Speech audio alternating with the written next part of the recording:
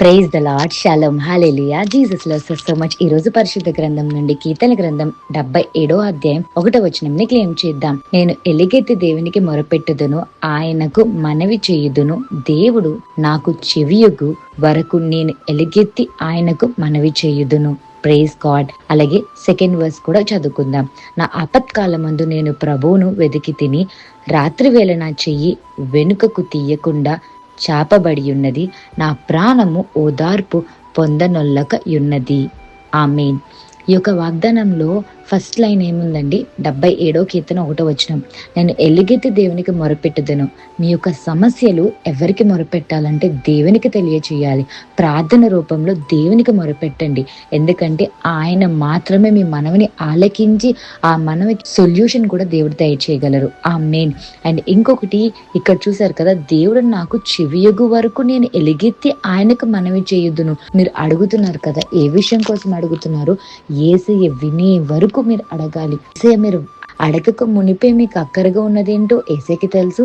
మీరు అడగాలనుకున్నది, మీరు అడిగే ఆ మాట నాలికకు రాక మునిపే ఏది అడుగుతారో కూడా ఆయన గ్రహించగలరు. కానీ మీరు అడుగుతున్నప్పుడు విశ్వాసముతో దేవుని యందు నిరీక్షణ ఉంచి పొందుకున్నామని అడగండి. అప్పుడు ఇమీడియట్ గా మిరాకిల్ చూస్తారు. సో మీరు దేని గురించి బాధపడుతున్నారో దేవుని దగ్గర మొరపెట్టండి. యేసయ్య దగ్గర మనవి చేసుకోండి. ఆయన వినే వరకు మీ హృదయంలో ఉన్న భారాన్ని తెలియపరచుకోండి. అలాగే కీర్తనలు 77వ అధ్యాయం 2వ వచనం. నా ఆపత్కాలమందు నేను ప్రభువుని వెతికి తిని. మీరు ఆపత్కాలంలో ఉన్నప్పుడు ఎవరిని ఎతుకుతున్నారు? కీర్తనలు 46వ అధ్యాయం 1వ వచనంలో ఒక మాట ఉంటుంది, God is with us, God is our shelter and strength, always ready to help in times of trouble. మీరు మొరపెట్టిన వెంటనే మీకు సహాయం చేయడానికి రెడీగా ఉన్న యేసయ్య దగ్గరికి వెళ్తున్నారా? లేదా ఏ సహాయము కూడా చేయని మనుషుల దగ్గరికి వెళ్తున్నారా? ఆపత్కాలంలో నిజమైన సహాయకుడు మన యేసయ్య. మీ ఆపత్కాలమందు ప్రభు అయిన యేసుక్రీస్తు దగ్గరికి వెళ్ళండి. వెళ్ళినప్పుడు మీ చెయ్యి చాపి మీ హృదయంలో ఏదైతే ఆ సమస్య కొరకు ప్రార్థన చేయాలనుకుంటున్నారో, నా చెయ్యి వెనుకకు తీయకుండా చాపబడి ఉన్నది. చూసారా?